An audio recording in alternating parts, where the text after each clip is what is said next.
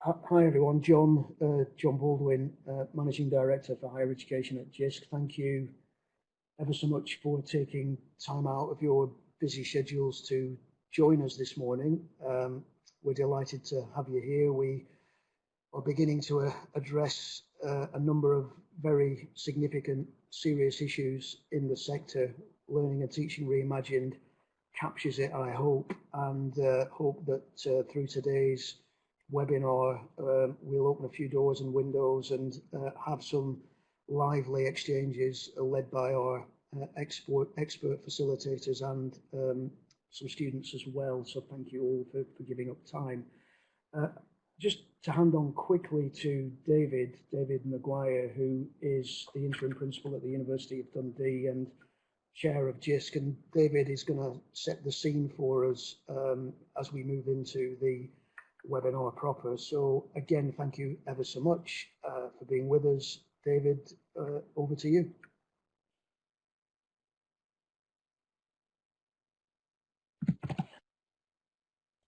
Thank you, Jonathan, and good day, everybody.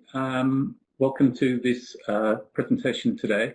I'm going to introduce the Learning and Teaching Reimagined initiative and then speak a little bit from my own perspective about how student needs are changing at the University of Dundee. Well, you'll be completely aware, of course, that the COVID-19 virus has had a profound impact on our universities and in particular on learning and teaching. It's transformed what we've been asked to do in completing the 1920 academic year, with lots of people moving rapidly to remote teaching.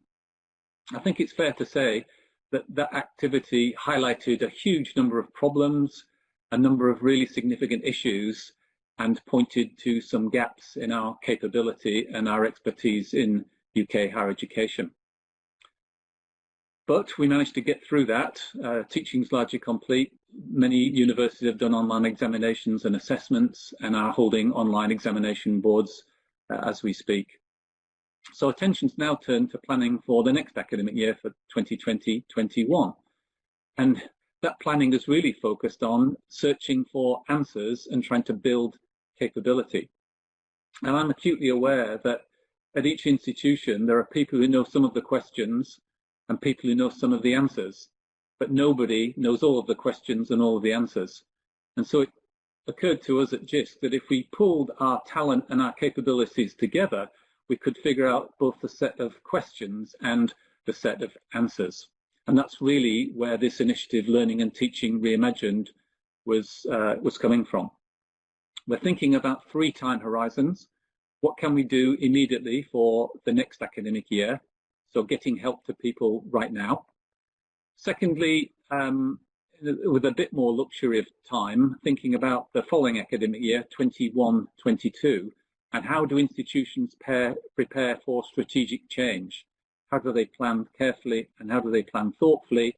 And how do institutions really get to grips with online education in all its many forms?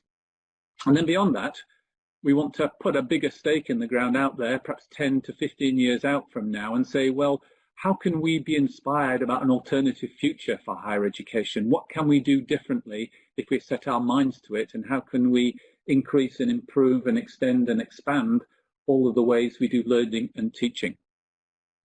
And 3 key words really describe how we want to do this. We want to be inclusive. Everybody's got an idea, everybody's got something to contribute. We want to try and make use of everybody and not exclude anybody. Secondly, we see the need to be iterative. We're learning as we're going along. This is something of an adventure. We know where we're starting from, but we don't know where we're going to get to, so we want to iterate around. And thirdly, we want to undertake co-creation. We want to work with students, we want to work with staff, and we want to work with sector agencies and others in order to craft this. So the deliverables we're aiming for are, by July, pull together a set of resources which look at the current state of the art, what are the current best practices for delivering online learning and teaching, and then by October to focus on resources for 3 target groups. Firstly, university leaders, people like you and me, a framework and a roadmap for strategic change in the next academic year. For all the many sector organisations, And there are something like 15 or more already involved. So that's JISC, it's Advanced HE, it's Emerge Education, it's UCISA, it's lots and lots of different people. How do we put together for them a set of teaching approaches and support needs? And then for everybody, what's our vision for the UK as a world leader in technology-enhanced learning and teaching? So it's a big ask, but quite a few people are involved in that. And one of the groups of people that are involved is an advisory board which have assembled, which is about a dozen or so of the great and the good in UK higher education. And we asked them, what were the impediments for online learning and teaching for the following autumn? And this is a quick list of those things. So the big thing that everybody's worried about, the number one item, is the disruption that's occurred to the student experience. And that's quite widely described as learning, teaching, and all of the other support and other activities that take place in our universities and colleges. So how do we reach disadvantaged students? How can we maintain student engagement in a remote online context? What's it like to build a sense of community in this online digital world? And many people recognise that there's huge uncertainty about our current graduates, but also our current students thinking ahead as well. Not only students are a big part of all of this, but staff are critical as well.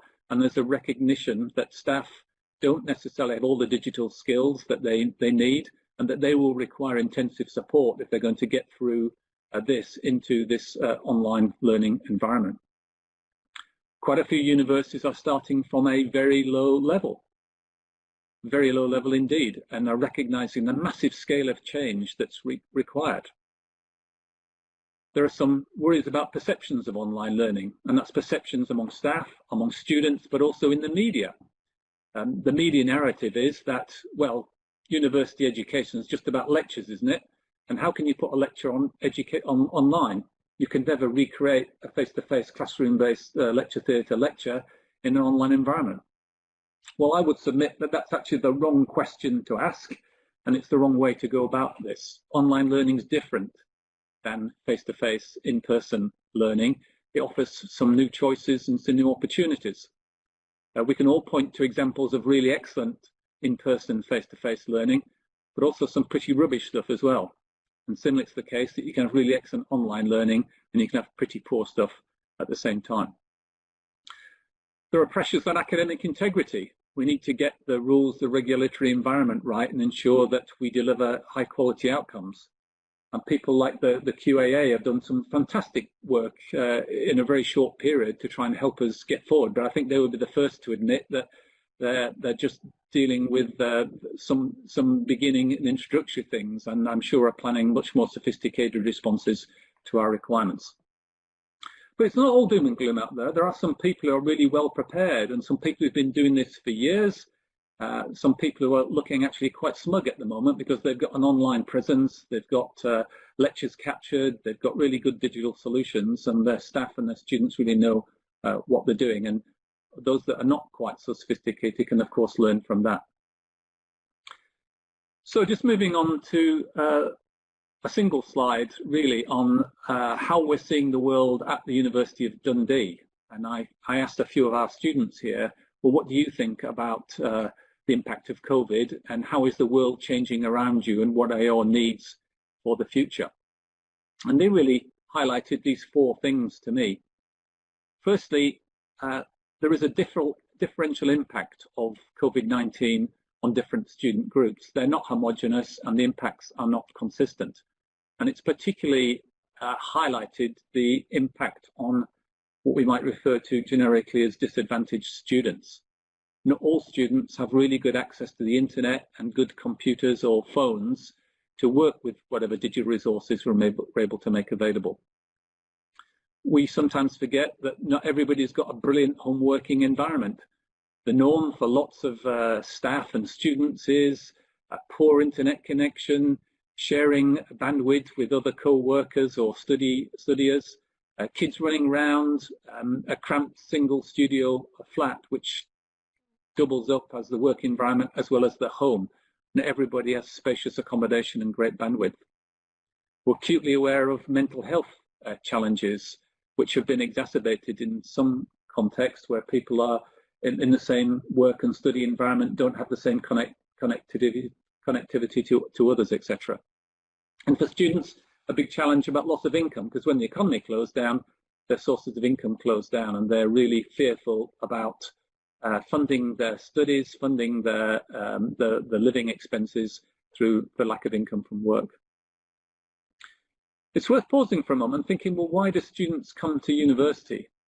I would submit that there are at least 4 things. They come to get an education, they come to get job training, to be often some sort of vocational role post graduation, so nurses, doctors, architects, lawyers, and so on.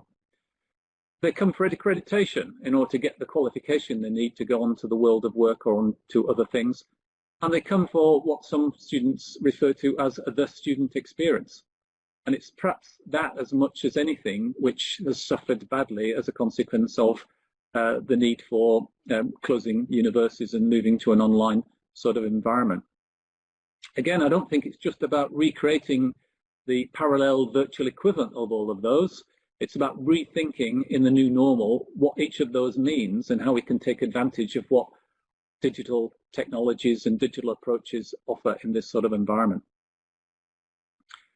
Students are increasingly concerned, I think, about the funding regime and the fact that they're having to use credit in order to get through their university studies and all that means. And that's meant that some students have actually become more engaged with university politics and university issues of governance as they've sought to address some of these critical topics around online learning, assessment and feedback, and funding their studies. So there you go, an introduction to the Learning Technology Reimagined initiative. It is an adventure. We are going to iterate around things. We are dependent on others to help out and to join in.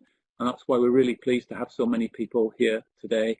And a few first thoughts from the students at the University of Dundee on how the world's changing around them and what they hope to see for the future. So thanks for attending, thanks for listening, and I'll hand back to the chair.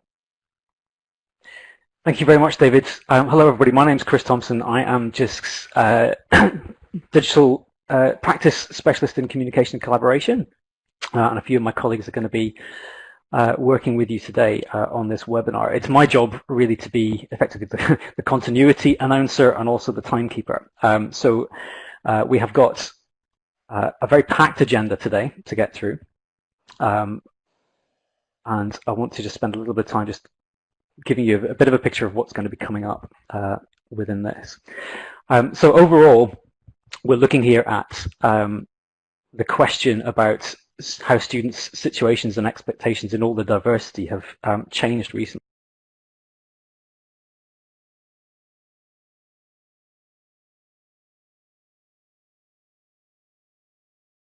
So that the HE sector is in a better position to respond positively and sustainably, as David has been mapping out for us there. One thing we would like to start off by saying here is that there'll be plenty to hear in this session, but we also want it to be participative. So as you have already been doing, thank you. Please do use the chat function for raising comments and questions. We may not be able to get round to everything within this particular session, but we do take a transcript of the chat and it will be feeding into further outputs and other events as part of this program. So please do contribute as we go through. So our session plan for today, I'm going to hand over in a second to my colleagues Julia Taylor and Dr. Esther Barrett, who are going to be exploring the question of why understanding your students' needs matters. And then we'll be hearing directly from two students that have agreed to sort of come along to today's session to give their perspective on things. And then for the remainder of the session, we'll be hearing from Jonathan Eves from Advanced HE and Sarah Knight from JISC, who've been taking a more kind of data-centric approach to intelligence gathering around the changes in student circumstances and the use of technology. And then we'll round up with a question and answer session and discussion at the end. So without further ado, because I don't want to eat into their time, I'm going to hand over now to Esther and Julia. Perhaps not. Yes, hi everybody. Morning everyone. Okay, you're on the spot. So Julia, do you want just mention the quotes that are on the screen right now from Advanced HE and HEPI students? Yes, of course, Esther. As Chris has just mentioned, we're going to be hearing a bit more about data, student experience data later on. And these two quotes are drawn out from the recent student experience survey that we're lucky enough to have Jonathan Neve here to talk to us about. But they're there really just to emphasize what David's already said, that we started to see a change, and that change could transform, and we've also seen that we can transform quickly. We have an opportunity to reshape delivery, possibly reluctantly to start off with, but there are some opportunities in this, because it's never been, as says in the quote, more important moment to ask students what they think about not just their teaching and learning, but also about their own lives. So it's a pivotal moment, and I think we were trying to reflect that, as was reflected in the student data survey you're going to hear more about later on. Thanks, Julia. So Julia and our job this morning is to set the context for listening to students. And we just want you to have to get into the zone really by thinking about why it's important that we listen to our students. So I'm going to drag a little poll onto the screen here. Now this poll is going to ask you why listen to students, and bear with me 2 seconds while I just open that up for you. So I'd like you to give me a vote. You just get one chance at this particular poll, and I've added a few ideas in here really about the kinds of drivers that we may have in terms of listening to students. Why do we need to do it? You know, we've had a lot of experience over the years. I've come up with a few ideas here. You probably have ideas. You're probably sitting there thinking to yourself, well, it's at least 1, 2 or 3 or more of those, but just so to get an idea from the room about the kind of the overriding priority that you have in terms of these very kind of general aspects of the student experience and the organisational priorities and interests that are happening at the moment. So I'm just going to reopen that. Yep, somebody's reopened it for me. Thank you. So I can see the overwhelming, and I wasn't expecting this, to be honest, the overwhelming number of votes. I've got 57 so far, which is 85% of the people in the room have gone for the quality of delivery, which is amazing. And I think perhaps that part of the reason that you've voted so highly for that at this precise moment in time partly could be to do with the rather traumatic experiences that we've all been having over the last few months. And I can see that there's a lot of stuff going into the chat pane at the same time. For example, Jasper saying that he would rather choose quality and widening participation, and I completely get that. What I was doing with this one was sort of trying to get a bit of a kind of, I know, pen you in really and get a kind of one view from the room. And Mark is also agreeing ethics, quality, reputation, recruitment, retention. You know, we could all obviously tick all of those, I think. But it's very encouraging, I think, to all of us in the room today that quality of delivery has come out on top there. I think it's also important, I suppose, to point out that the reason we thought that all of these things impacted really on students' voices. We need to know what students want in order to impact on these 6 very broad topics. Some will be more important than others, but they're all dependent on our students, what students want, essentially. Yes, and as Kirsty is also pointing out, they're all dependent on each other as well. So Kirsty's saying quality of delivery feeds into marketing and promotion, and therefore financial security. So I think that's a very important point to make as well. So my second little poll here, I'm just going to, you don't need to put anything in the chat pane yet, because I'm going to bring up a little poll for you. Or unless you want to make a comment, that's fine too. So my question to you here, which images match your students' vision for the future? So I'd like you just really for a moment to put yourself as David has done in the presentation at the beginning, think about what do you think your students are imagining. And I'll just make that poll a little bit bigger so you can see it properly. You can choose 2, you can choose 3 if you like, you can just choose 1. If you choose all 5, it will obviously skew the findings, so you know that's fine too. But I can see already as I'm asking you to think about which images match what you think your students' vision for the future is. Be that you might be thinking to yourself, well, I know what I want my students' vision of the future to be, or you might be thinking to yourself, I know what I fear my students' vision for the future will be. And I guess that will also have an impact on how you vote in this one. And I'm just going to cast my eye over the chat pane as well, because I can see that people are typing. But again, the first image of the people standing around the table working together in a very kind of collegiate way, I suppose would certainly be my hopes for a vision of the future.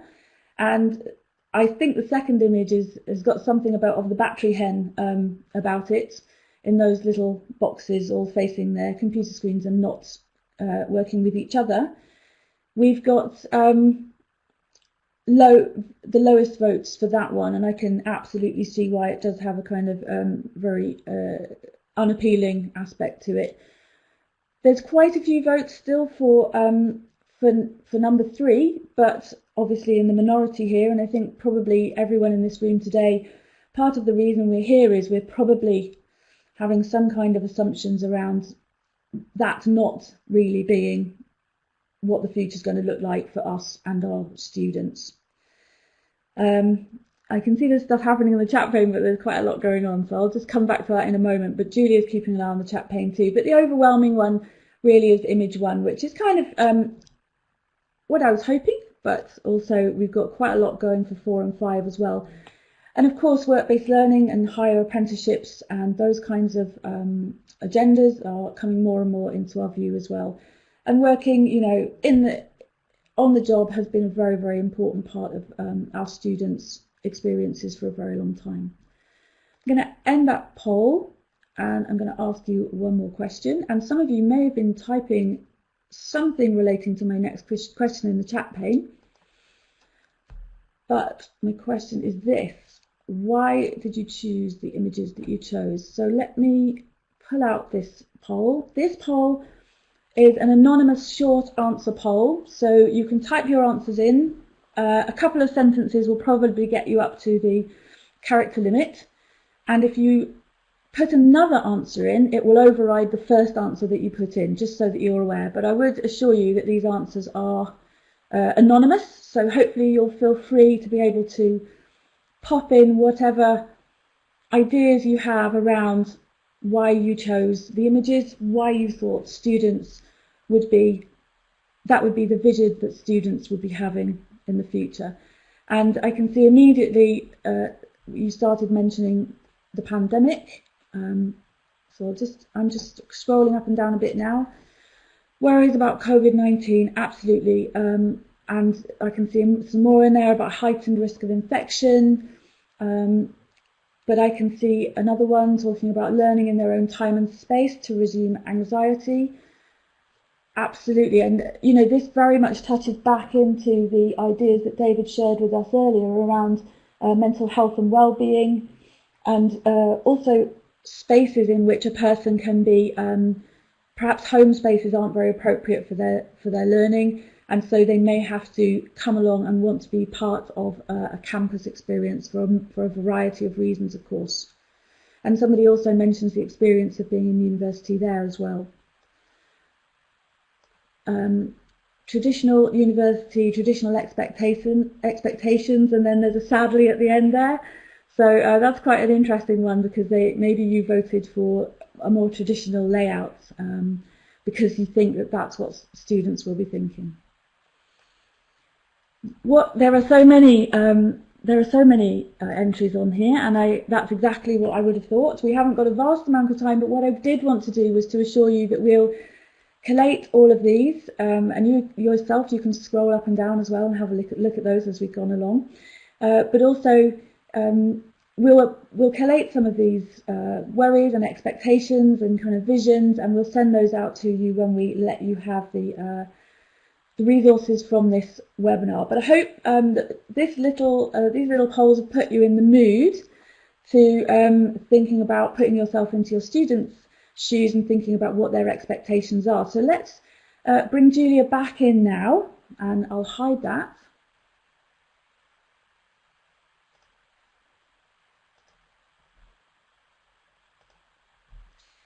Oh, thank you, Esther. There you go, Julia. And thank you for your contributions to the discussion there. That's all very useful. I think what's clear, although there was trends in terms of how you think students see their future at university, what's clear from all of them is that there's going to be a significant part to be played by digital in each of these scenarios, and that's obviously why we're here today. The other thing that I think the thing we want to consider before we look too much into the technology is the student perspective, and that's mentioned several times in the chat pane. The students do have expectations on the use of digital in their courses, and there is a kind of assumption that we can use digital to increase engagement and so on. Now, we're going to hear directly from some students in the very next section, and we're going to look more closely at that really valuable student experience data that we talked about later on in Jonathan's session. So I don't want to preempt any of that. In fact, quite the opposite. This piece is more about exploring the context for what students actually want. Now, I've loosely grouped together, for discussion purposes, the key issues from the student experience survey and others taken during and before and during lockdown. And some of the things that David referred to in the introduction are grouped in these under these titles. And I'm going to ask Esther to put up a chat pod for you to add your comments and observations, because these are likely to be the issues that are influencing your decision making at the moment. And whilst you're adding your thoughts and observations around these issues, I'm going to raise some questions and hopefully challenge some assumptions. Quite rightly, in the chat pane, it's already been noted that there is the student perception, the student want, how the student experience is actually experienced, and it's that we want to drill down into a little bit more. From a lot of the student data, we find out, of course, predictably, that students want value for money. And although we could discuss what constitutes value for money, we also know that a large number of BAME students would not make the same choice of university or course again, and are twice as likely to say that they wouldn't even go to university. So we obviously need to add some context to some of the data. We also know that a sense of belonging brings very positive outcomes for many students. And I mean, how should we use what we know about these students and about commuter students to inform the way that we use technology to continue to communicate and collaborate and connect with the students post-lockdown? Graduate employability and work experience is something that comes up in terms of student wants. Our students do want to study at university level, but implicit in this is the idea that they also want it to improve their life chances, to give them skills and well-paid, stable employment. And yet not as many as one would hope, feel prepared for the future. And although currently the focus might quite rightly be on providing the essential work placements for vocational students on vocational courses, student data tells us that work experience is seen as critical to their future. And I think there is a question here about what are the key skills and experiences that graduates are actually going to need in these uncertain times. Certainly digital skills has appeared in the conversation, but the times ahead are very challenging for our students, and that's something that needs to be considered.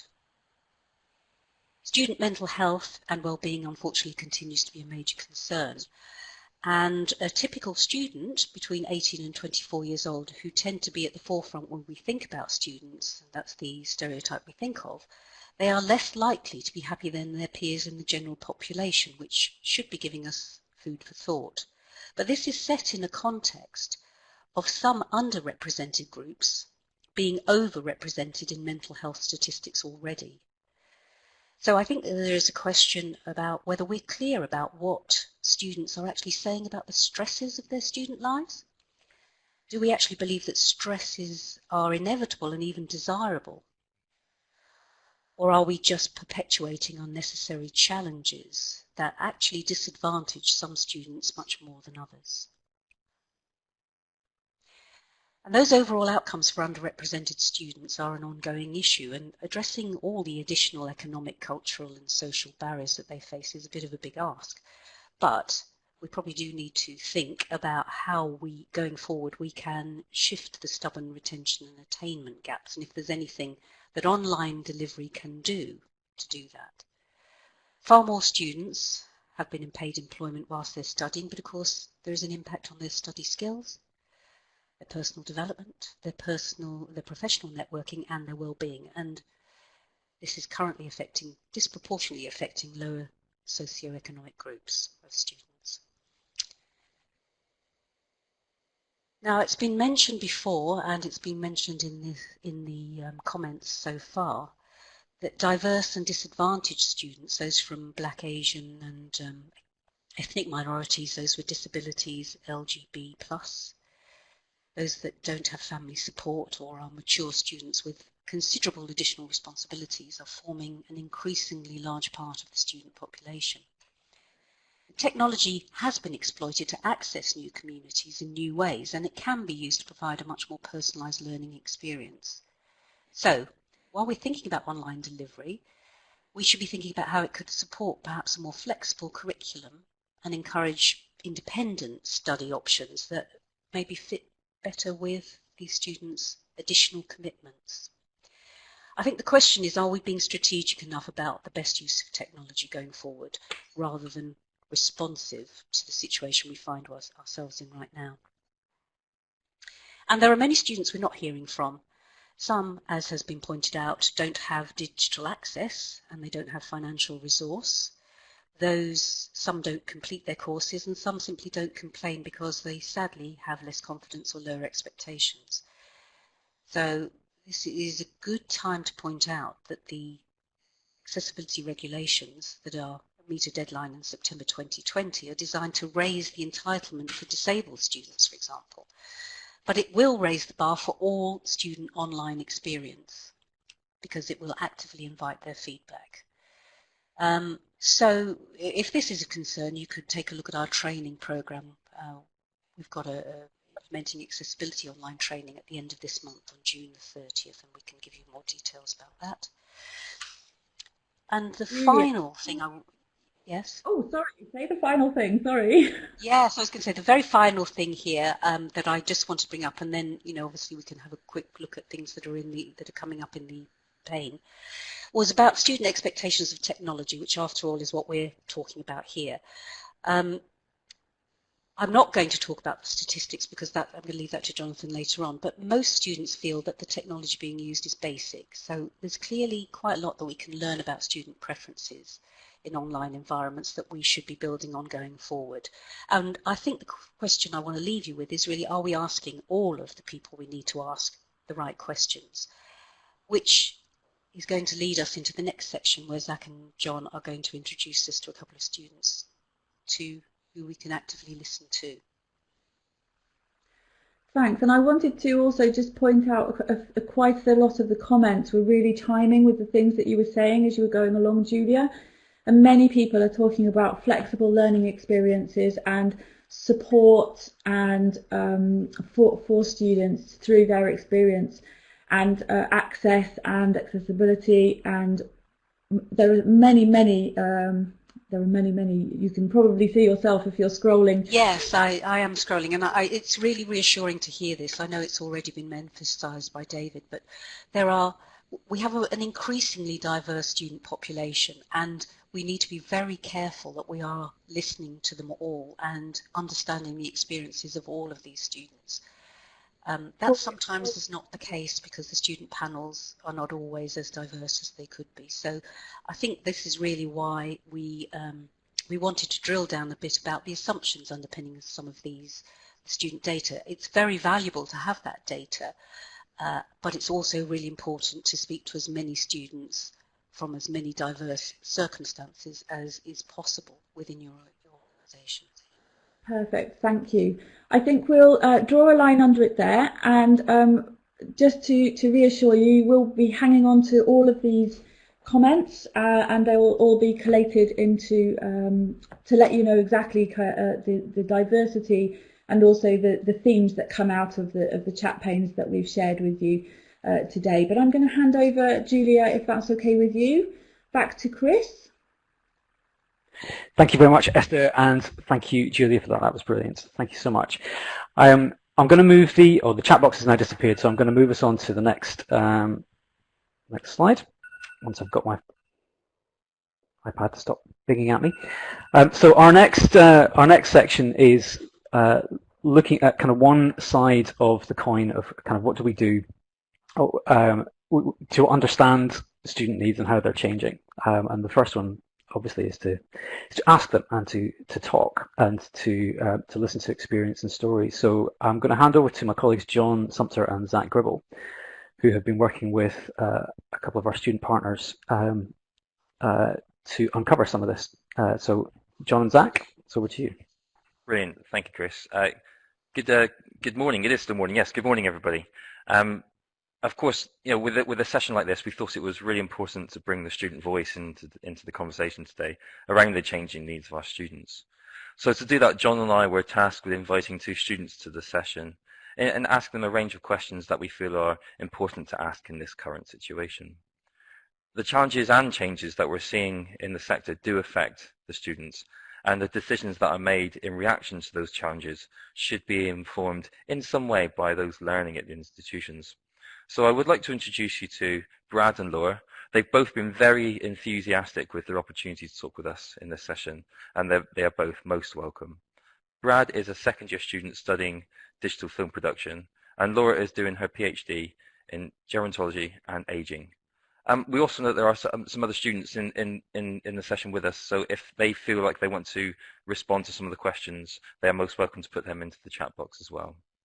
So, good morning, Brad and Laura. I just want to check that your mics are switched on and you can both hear me okay. Good morning. Thanks for having us. Good morning, Fantastic. Brad. I can hear you, yeah. Fantastic. Thank you very much. John, would you like to start off with the first question? Yeah, absolutely. Thank you ever so much, Zach. And yeah, thank you, Laura, and thank you, Brad, for being here. Your input into this discussion is, I feel, one of the most important parts. So we're really looking forward to hearing what you've got to say. So, as we've discussed before, we've got a number of questions, and I'd like to kick off, if I can, and start with you, Laura, before I then come to you, Brad, if that's okay. I'd like to ask you, Laura, what has it been like in the last 4 months for you? And I'm thinking about your personal circumstances, how they may have changed, Yeah. and how has your university adapted? What's it been like for you as a student? Yeah, the first thing to say is that I'm a part-time doctoral student, so it's always kind of a juggling act between kind of employment and studies, and since the pandemic, that kind of balancing act has been, you know, much more significant. So it's been a very stressful time as a first-year doctoral student. You know, just trying to find my feet in my field in academia. There's been kind of, you know, this kind of pandemic has brought about far more challenges. So at the moment, because of these challenges, I've made the decision to temporarily suspend my PhD students because, you know, that's something I've had to give. You know, I couldn't balance kind of finding living costs and continuing with PhD studies. And I think institutions have been flung into a bit of spin initially, and academics have been kind of struggling, so trying to get kind of regular contact with supervisors to discuss my options has been a real challenge, and at times I have felt quite sort of alone on this journey. So it's been quite kind of a lonely experience, and one that's been very stressful, to trying to navigate around, you know, what the best pathway is to preserve my studies and also my mental well-being, really. So quite a big challenge, as I'm sure you'll hear from other students. Yeah. Yeah, I mean, Laura, that is, it's very powerful to hear that, you've actually had to suspend your PhD studies in light of this current situation that we all find ourselves in. And I think that demonstrates the significant impact that it's having. So that's very, very poignant, and, a shame you've had to do that.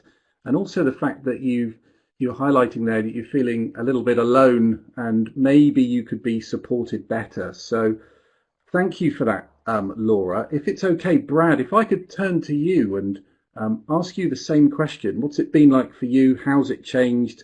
And how has your university adapted? Sure thing. It's been, in a way, I suppose we've been fortunate because I heard that our university are planning on having an online course that's a year in length set up for next year just for people around the world to attend the uni, so that they were already looking into ways of shifting everything online. And I have to give it to them. They were really quick at sorting it out. So the last week before the end of the Easter term, they shut the building. They tried to keep it open for as long as they could so people could still use equipment and things like that. But all the lectures shifted straight online. And after the holidays, everything was up and running. They did have to delay it by 1 week though. But then to compensate for that, they've shifted the end of term a week further as well.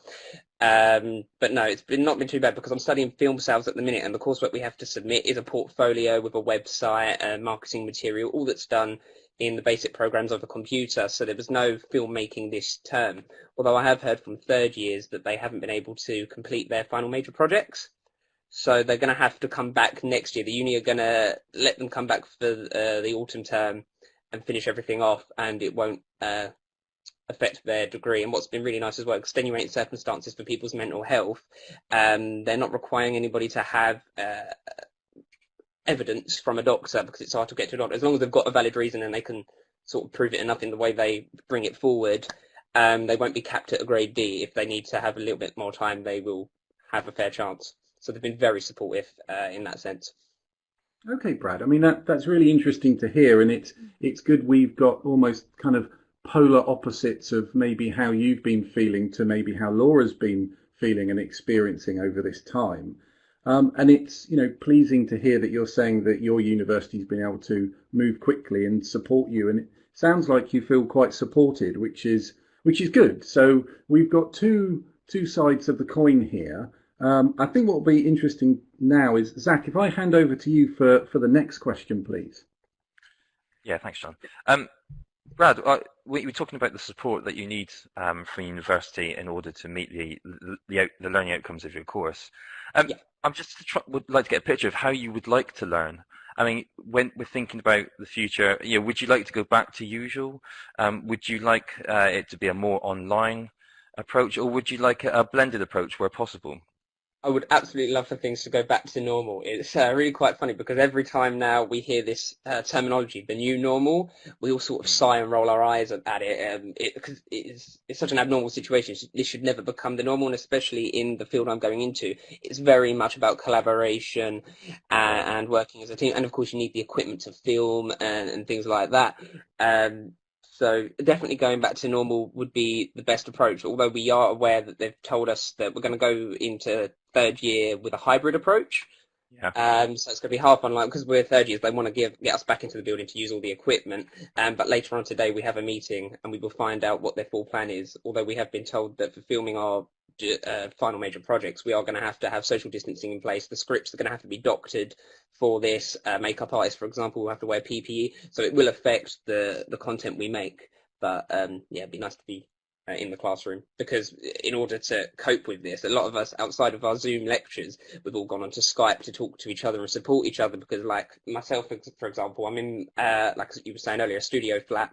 It can be very Groundhog Day. So by talking with people online and working, it almost feels like we're back in uni, collaborating, and it keeps us a little bit more sane than we otherwise would be. Yeah, yeah.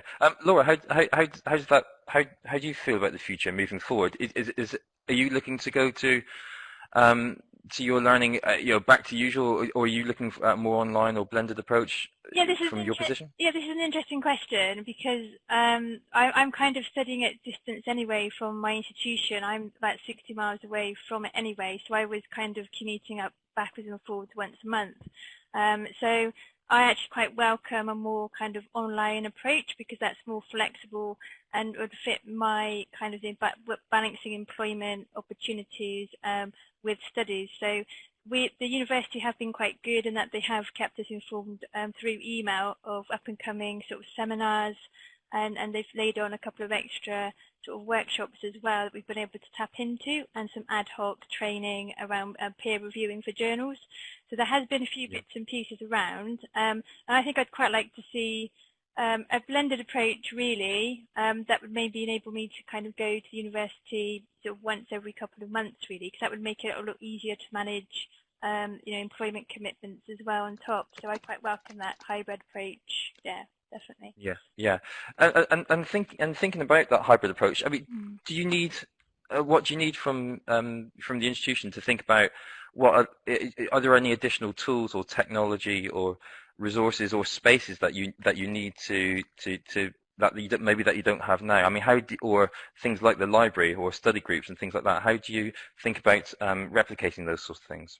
Yeah, I think using video conferencing technology would be quite nice to set up more sort of online groups. I mean, we have an informal PhD group on a WhatsApp, and we've actually took it upon ourselves to arrange weekly Zoom calls with each other. So we just have a little group to talk, but that's something that's come off the back of PhD students themselves, as opposed to something that's facilitated with the university. So it'd be great to see sort of a way for doctoral students within the social sciences to be able to come together, have open sort of discussions as well. And there is a move as well towards looking at postgraduate online sort of conferences as well. The university are talking about that coming as well. So I think that certainly at the beginning of the pandemic, everything was sort of very disorganised, and it was very sort of chaotic. But I think over time we have seen a bit more of a structure emerging now. So I'm quite sort of hopeful that going forward that there will be a better infrastructure in place that could facilitate this quite nicely. Yeah. Yeah, and I mentioned the library just there. I mean, do you see how do you see the role of the library being affected moving forward? Yeah, to be perfectly honest, I access everything remotely anyway. So I've got ebooks and predominantly journal articles. So I don't really access the library very much at all, and I get most of my materials online. So it's probably different to sort of undergraduate and doctorate space. Maybe a bit different. Yeah. Okay. Thank you, Brad. I mean, again, the question back to you there on the tools and technology, infrastructure, resources, and space that you may need now moving forward. I mean, you mentioned that you would like it to go back to usual, but in reality and things looking at the way the future is, how do you see things like libraries or study groups being affected, and thinking about the technology and resources and spaces that you might need moving forward? Well, it's a sort of similar situation to Laura, really. So I have access to an online library as well. We have access to Dawson Era, ProQuest, and JSTOR, amongst others. And they're very good because even if that catalogue hasn't got what we need, you can just send them an email, and within the day they'll have it for you. The only problem is our library has got, for fashion students and things like that, a fabric materials library. They can go in and collect that. And as you say, for students without Wi-Fi and things like that, because I'm a student rep, I've been cataloguing everybody's thoughts and sending it to teachers, because I've had so many people come to me with concerns, and it's quite heartbreaking, really. People are really stressing out. Somebody I know, they have access to very bad Wi-Fi, so they've tried to organise with the uni if something could be done there. Somebody else I know has been furloughed, and they've had to spend more time getting another job rather than focusing on their studies. So the uni are trying to compensate for that, but with their resources, they've been amazing at trying to give us everything we need so we can work from home, given the circumstances and how little time they've had. And they're still trying to work out what they can do better for third year. And like I said, I will find out more about that later today. And if anybody's interested, once I've had this briefing, I can forward an email detailing what they've done if anybody's interested. Fantastic. Yeah, brilliant. Thank you very much. Thank you. When thinking about the learning supports that you find useful from your lecturers, whether that be open feedback on work or formal assessment and critiquing and things like that, do you feel that the university staff have got the skills to deliver against those sorts of things in this new look at how it's going to be in the future? I'll ask Brad that question first. Sorry, could you say that again, please? When we're thinking about the kind of learning support you find useful from your lecturers, whether that be open feedback or on your work, formal assessment and critiquing, looking at the new ways where you'll be learning and things like that, do you think your university staff have got the skills to deliver in that new way? 100%. So my lecturer gave us our formatives about a week ago. Sometimes they normally have that in the middle of the term, but he's quite good and has it a week and a half or 2 weeks before the end, so he can see that we've got the bulk of work and guide us in the right direction for the summative deadline. And he runs the sessions online as if he would in the classroom, a one-to-one. He'll get us to share our screen so we can look over it, and it's almost as if it's normal. Nothing's changed in that respect. They are very good, and I think where it is a digital uni, they've always been a step ahead for that, really. Yeah, fantastic. Thank you. Laura, just that question to you there, really. Do you feel that your university staff have got the skills to deliver against looking at the new ways of learning? Yeah, I think so. I'd echo Brad, really. I'd say that 100%, you know, lecturers do have these skills, and if they haven't, then it certainly acquires them quite quickly. With the pandemic, I've had no issues with, you know, doing remote supervision. So yeah, I think absolutely. I don't doubt that for a moment. That, you know, staff have got the right skills to go forward with that remote delivery in the future, or whatever the new way of normal might look like. Absolutely, yeah. There was one more thing I forgot to add as well. What they've been doing for the students who do have Wi-Fi issues, or if it cuts out halfway through, my lecturer is so dedicated. He records the lecture himself with the screen share, and he talks through the whole thing and uploads that about 5 to 10 minutes before the actual lecture starts. So if there's any issues halfway or you can't attend it, you've got access to it at a later date. So they've been doing that as well. Okay, yeah, thank you, Brad. That's great. I think the last question, really, from John and I think it's about, you know, the implications this will have on your choices moving forward. You know, looking at the future, looking at the way it's lying, looking at the way your universities are planning to move into this new area. What do you think the impact this will have, you know, on your future plans of study? Laura, you mentioned that you've made some changes, but I'm thinking about how if you want to go any further into that, or think about your careers or any other implications that you think going forward. Yeah, sure. So I'm going to, well, my plan is to go back to resume doctoral study as soon as possible, back at institution. So because my research is focused on sort of, you know, clinically vulnerable people to COVID-19, it's, you know, I can't go out in that field and do data collection. So as soon as it's safe to do so, you know, I'll be going forward and resuming.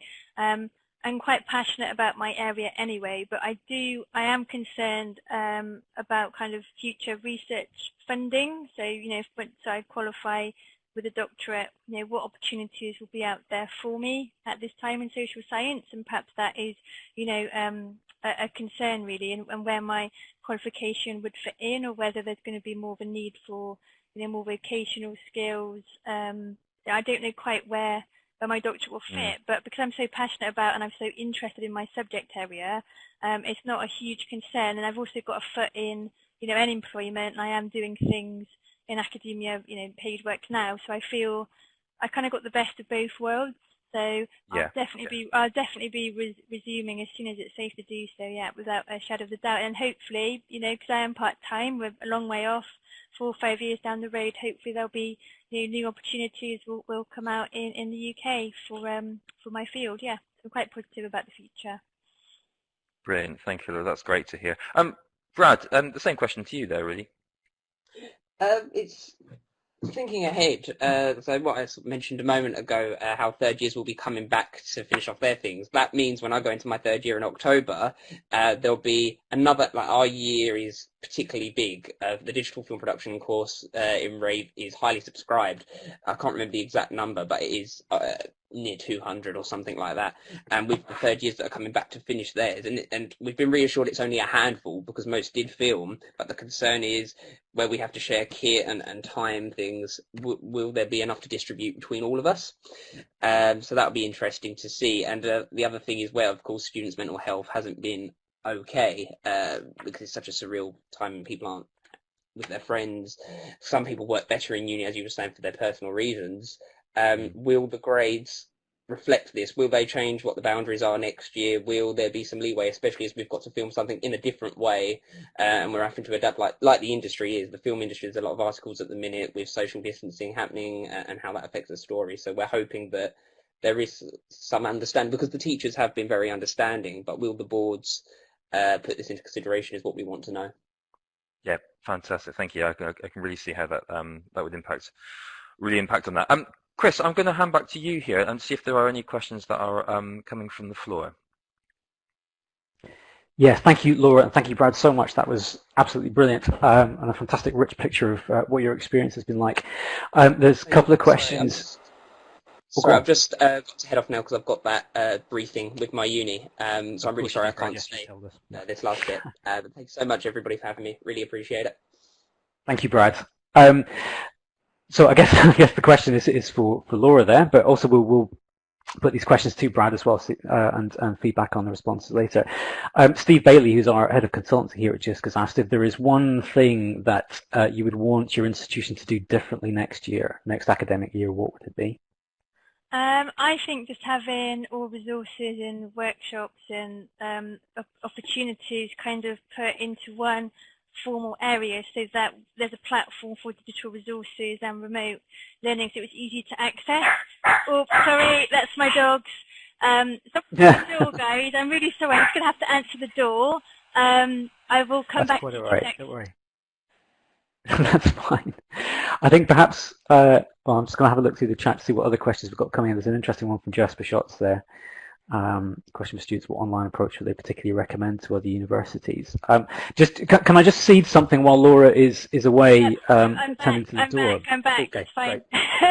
Yeah, I think just having if we're going to go for remote learning, to have all the resources in one easy accessible platform, that is where you can collaborate with other doctoral academics, and that there are more opportunities to discuss the future, and certainly around research designs with supervisors. I think increased availability of supervisors would be really helpful, just to make sure we're kind of getting back on track and making sure that things are viable in terms of conducting the research that you might want to do, really. So that would be the biggest change for me. Okay, thank you. That's really good. There was another question from Jasper. I mean, this is Jasper Schatz, who I think is from Lincoln University, was asking for students what online approach would you particularly recommend to other universities? So if you, given the audience that you've got here, which is a range of kind of senior leaders, is there a particular kind of type of online approach that you think would be most beneficial? I think probably sort of, with the university that I'm with, they hold, before pandemic, they had sort of, workshops, university research workshops that were available. Most of those I wasn't able to attend because I work around the country and things, so I missed out on a lot of that. So a lot of my learning was through picking up in just books. We had links to sort of YouTube videos, and what I'd really like to see is more of a, that the university are producing this themselves. As a lot of the online learning tends to be links to articles from newspapers, YouTube videos I've seen, and also resources from other universities in other countries. And it'd be really nice for the university to organise their own sort of catalogue of resources. Like, I've studied with Open University, they do a fantastic job, but they've got everything is designed around the programme. So something around that would be really good to see, I think, definitely. Right. And to discover sort of recordings as well, because I heard about, I do part-time university lecturing, and all my sessions are recorded, so my students can access recordings immediately. If they need to speak to me on one-to-one, they can. And to have that flexibility, I think really does enhance that student journey and experience, because you feel supported all the way through, so there's always someone to latch into. Because from a student perspective, as a new doctoral student, this is a brand new journey for me, and I need that kind of extra support to say it's okay, we can do this, we can do that, so you don't go into sort of a panic. You can't. It's a panic and it's a concern because you invest a lot of time and money into your studies. Absolutely. Yeah. Great, thank you, Laura. I'm going to take the pressure off you a little bit just for a couple of minutes. That's all right.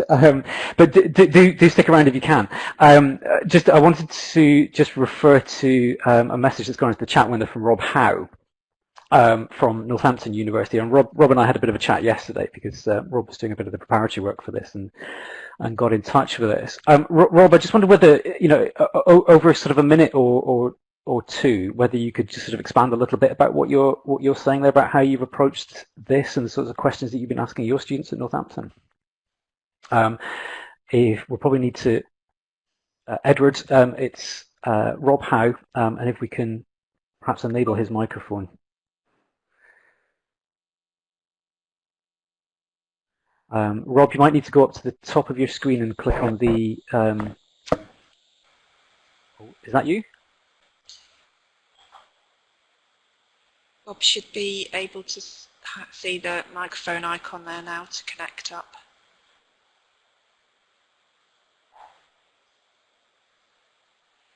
Rob, can you press the microphone button? Are you able to talk? If not, don't worry. We can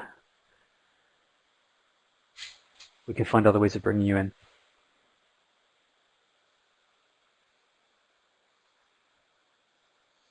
All right, I'm sorry about that. A technical hiccup there. I'm just going to. We'll keep working on it, Rob. And, hopefully, we can come back to you and also Jasper. Yes. Oh, hello. Yes, hi, Rob. Sorry there.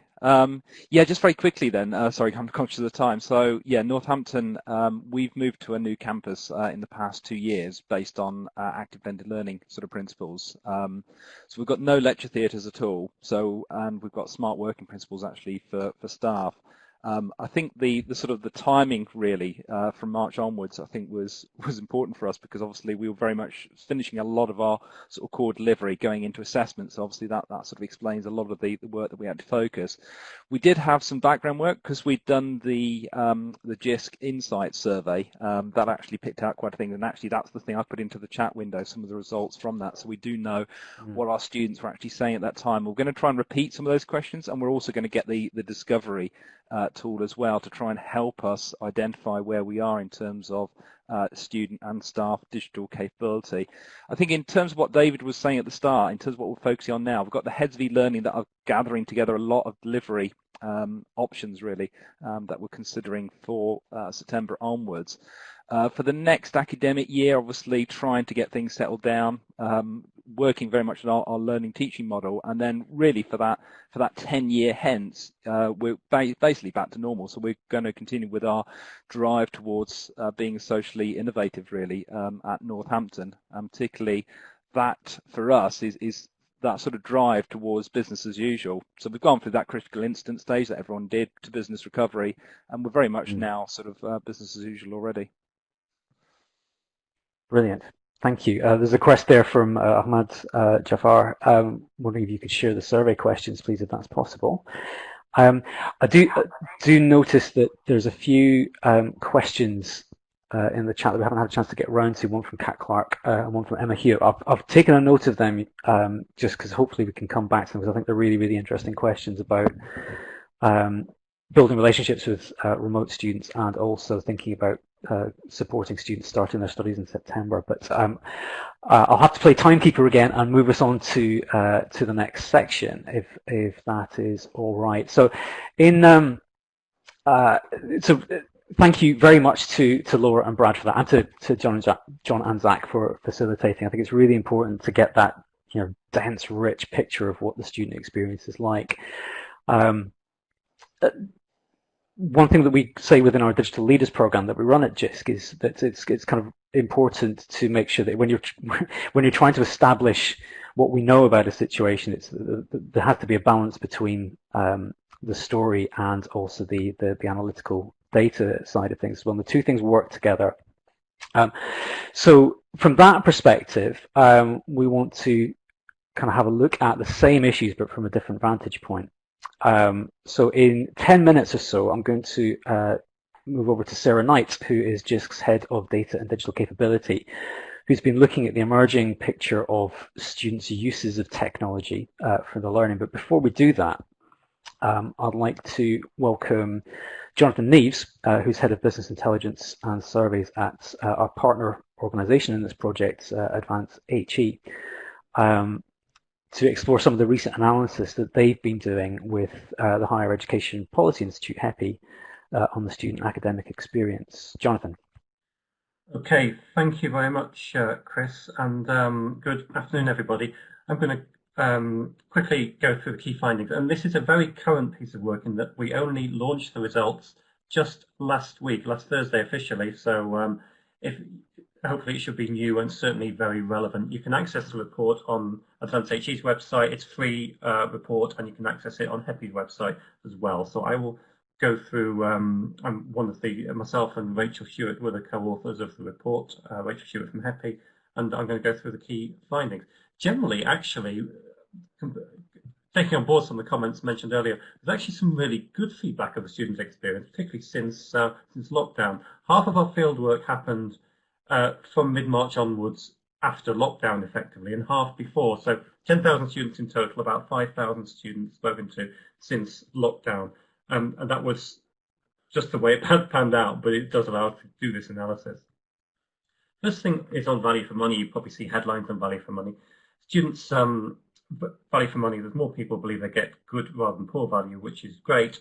We'd like the numbers to be higher, not quite as high this year as last year. And if you look at the box on the right-hand side, we do believe COVID-19 has had an impact on that, because students surveyed since lockdown lower value for money than before, but not a huge difference in the circumstances, we would say. So that in itself is interesting and possibly better than we may have thought on key area of value.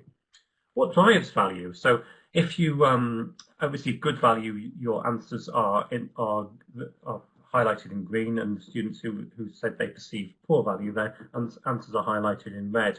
It's the same list for both types of students, but good value is driven by quality, which is great to hear, and a range of things around resources, campus, a number of other things.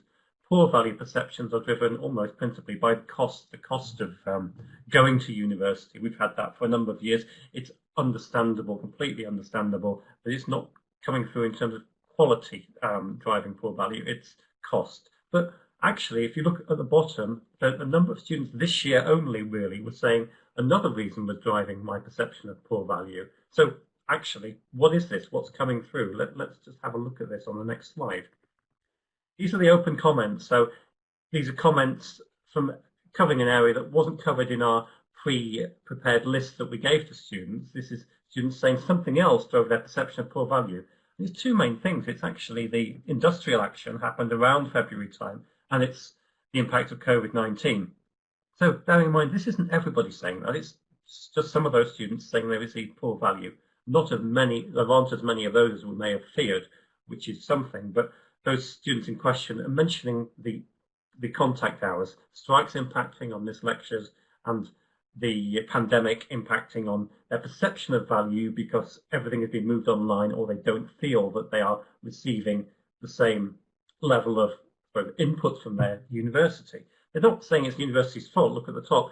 It's closed because of the pandemic. It's not their fault, but they are equating it to value. But value doesn't always mean quality, and we'll see that later on. But that's one thing in terms of pure contact hours, or contact hours perceived as face-to-face, I should say, rather than, well, I do appreciate contact hours as being happening, but contact hours as perceived as face-to-face. But there are actually a number of positive things from this year's survey. Experience compared to expectations, that's the green line in the middle, that's gone up 4 percentage points, saying the experience was better than expectations, compared to at the top saying better in some ways and worse than others. So actually some positive things are definitely happening this year.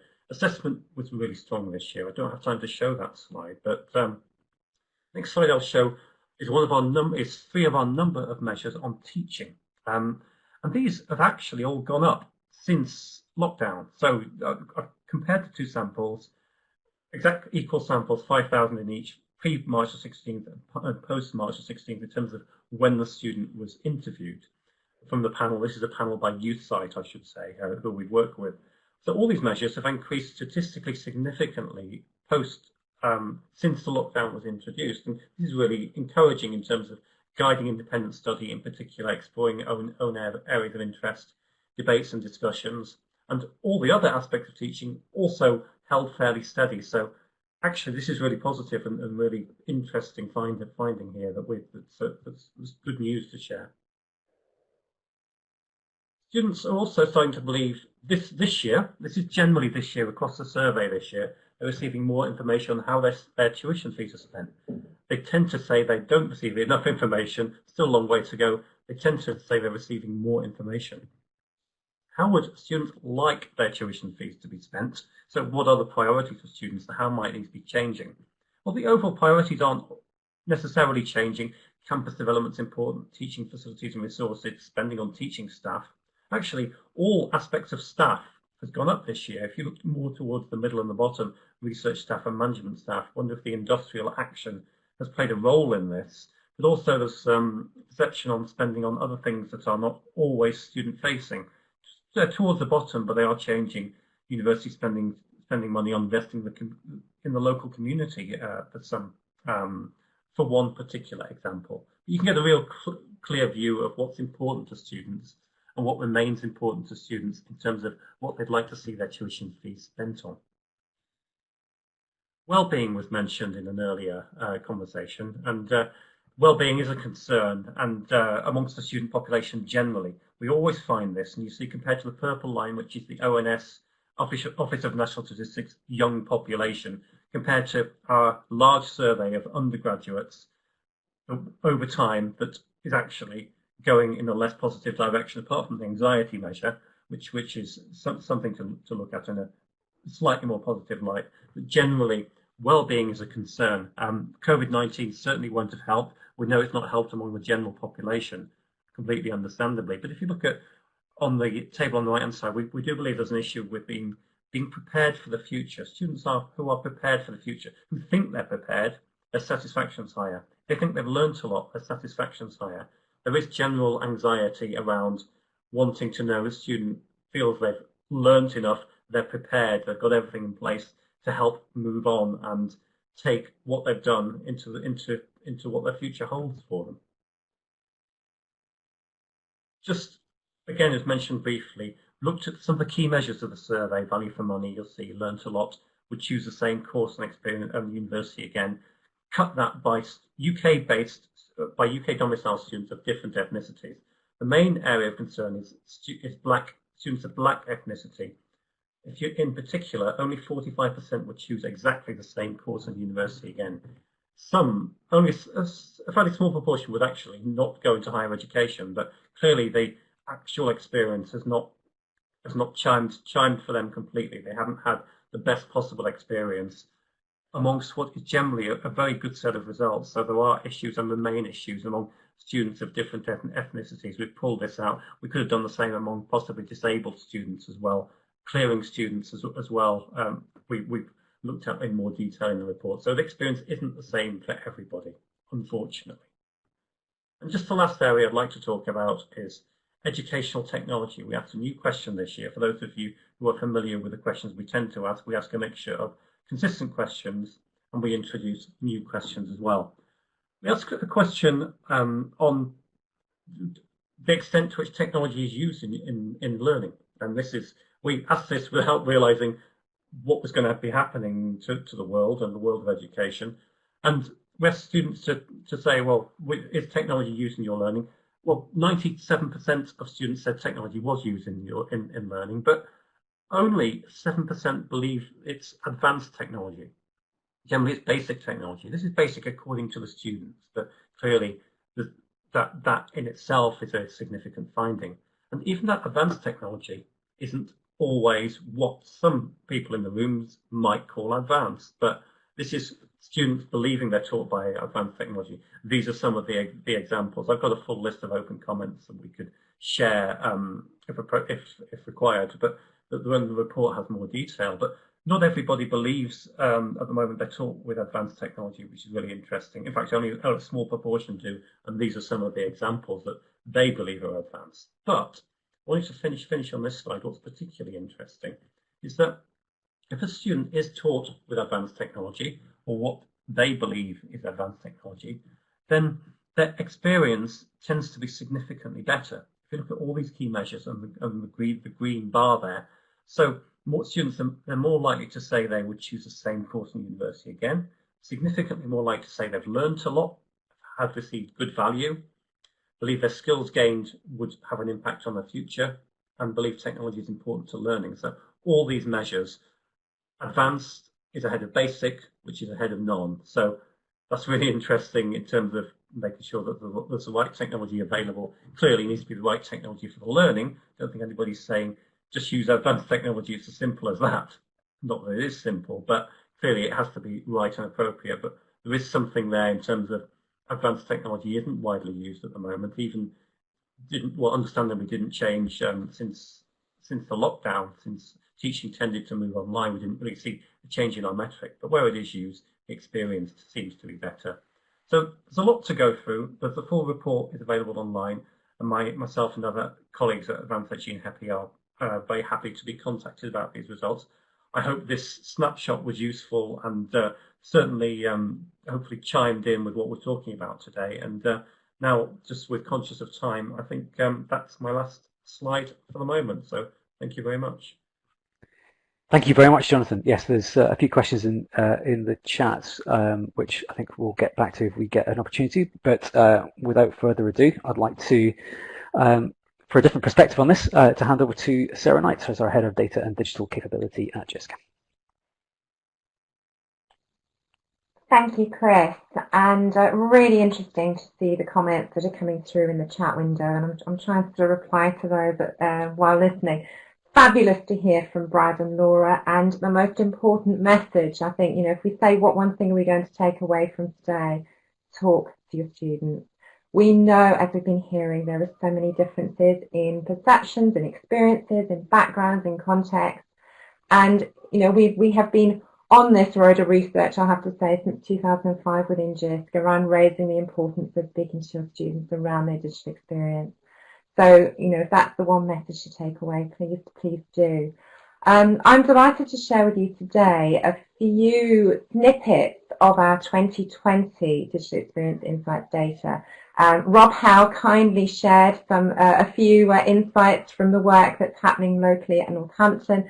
And I know we've got a lot of other institutions on the call today who have been working with us on our Digital Experience Insights work for a number of years. I'm going to turn my webcam off, but I just thought it would be nice just to say hello and so you have a chance to see who's talking.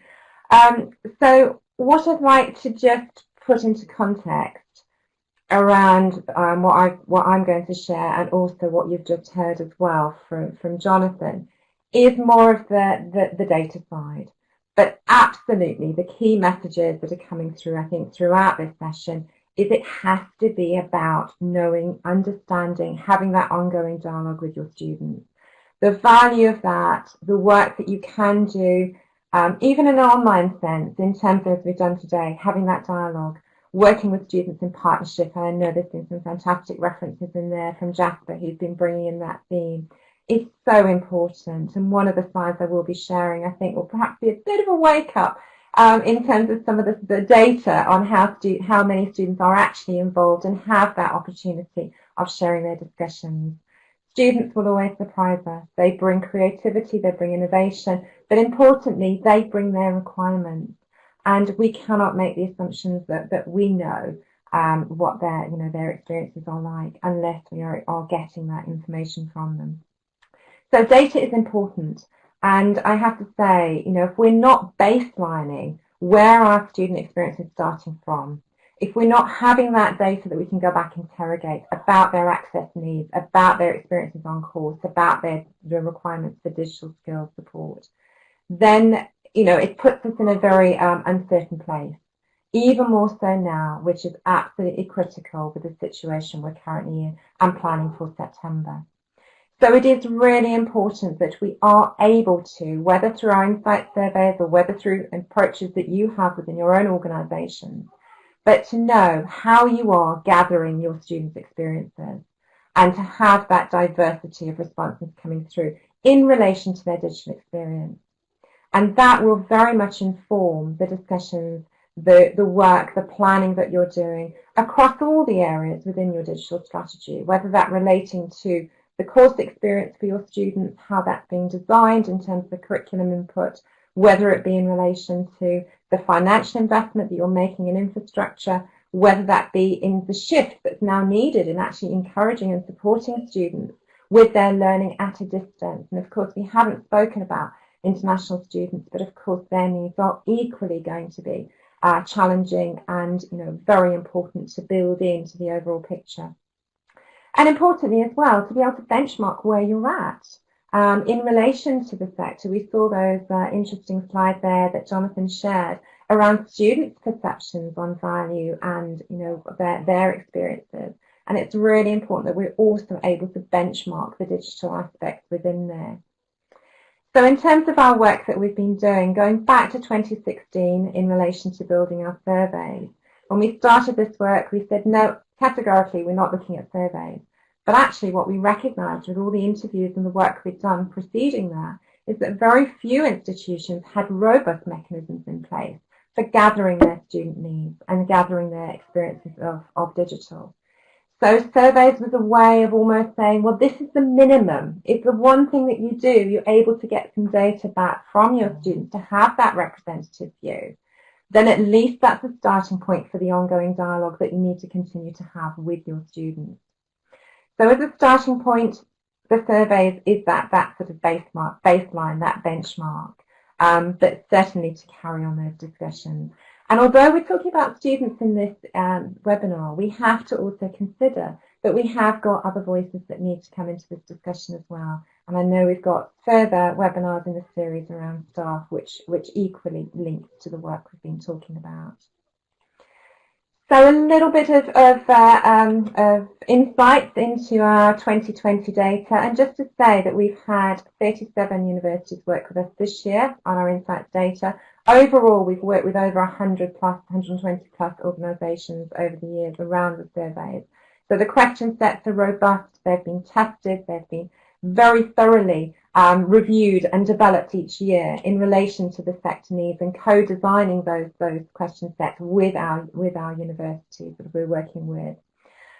This year we're delighted to say we've had our largest response and over 20,000 HE students share their views with us. We've had close to 20,000 FE students as well. So our data set that we've got is probably one of the most robust set of data that we've had in relation to the digital student experience. Now, importantly, this year we did review our questions and sort of each year we'll be doing that. So for September, again, we'll be updating our question set to ensure that the lens around COVID and the current experience is reflected within that. So we have 4 areas within our survey, and I think these relate to the themes that are coming through. There is a theme there about technology and how students are using their own technologies for learning.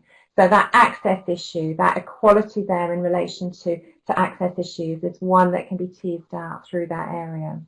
Technology at your organisation, looking at how students are using the technology that's provided and how they can then make best use of that for their learning.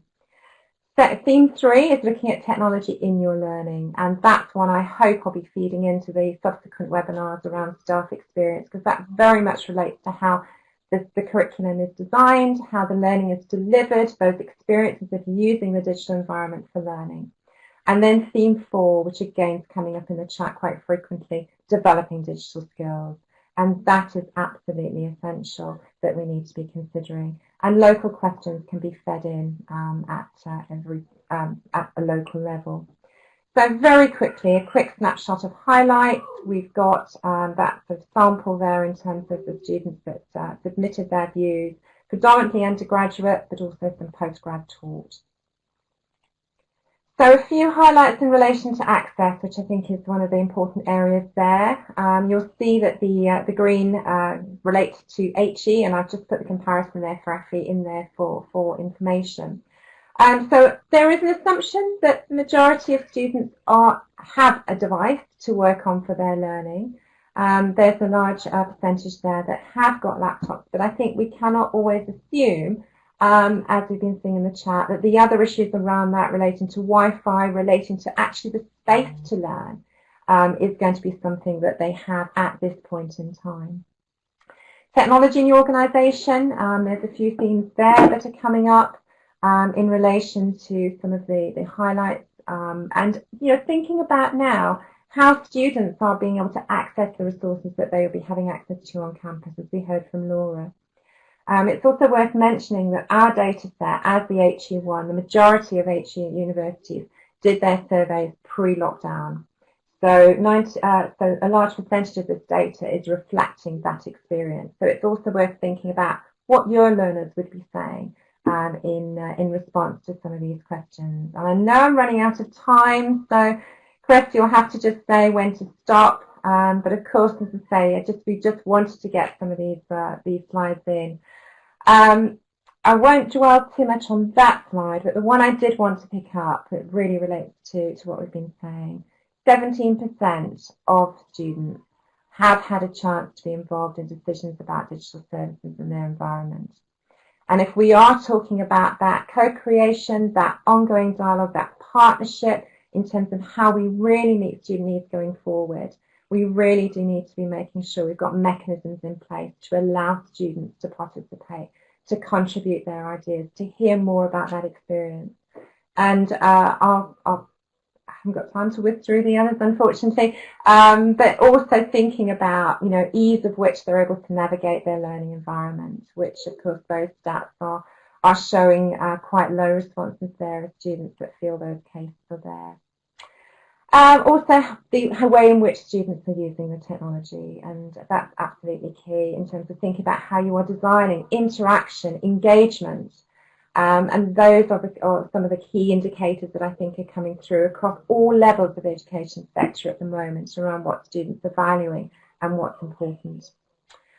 I'm going to end just by flagging up some thoughts there around how you think your students would be answering some of those questions, and tying into what we were saying earlier, looking at mechanisms that you've got to elicit that type of data. And also just to say, we have got some great resources there that we've been working on in relation to what a good digital student experience could look like, and links through to our student induction toolkit for arriving students there, that is all drawn out on the findings and the research that we've been doing over the past 4 years in this area. So I'll stop there, hand back to Chris, but I hope that that has given you some insight into the national picture in relation to how students. Thank you so much, Sarah. Yes, I know the time available is never going to be enough to cover everything that comes out of the data, but I really appreciate getting that kind of sneak preview at what's going to be coming out. Just thinking about timescales, it might be too early to say, but at what point will the data from the current round of insight surveys be kind of processed and reported on comprehensively? So the launch of the publications around this will be September, but I'm also hoping to give some sneak highlights from Theme 3 and Theme 4 in the subsequent webinars in this series. Brilliant. Thank you. That's been really great. Thank you to all the presenters. We've got 5 minutes left, and I thought it would be a good opportunity really just to spend a bit of time on reflection, but also any particular questions that that people have. You'll notice that the screen has changed. A lot of the links that Sarah referred to are available quickly from there's a window sort of in the middle top there, sorry, on the right top, which will give you quick access to a lot of these things. So please do grab those, as is the presentation as well. So if you want to spend a little bit more time looking at the data that Sarah and Jonathan have provided you with, that can be downloaded from there. So please do make use of that. Just to think about how we kind of round this off. Obviously, there's been a lot of information, a lot of different perspectives today, and I just wonder what people are feeling in terms of kind of the so what. What do we do with this information? What is it that senior leaders within their HE organizations can be doing?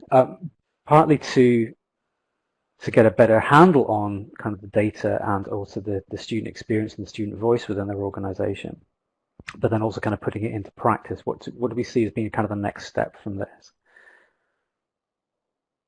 So I'll stop talking for a second while people put some thoughts in.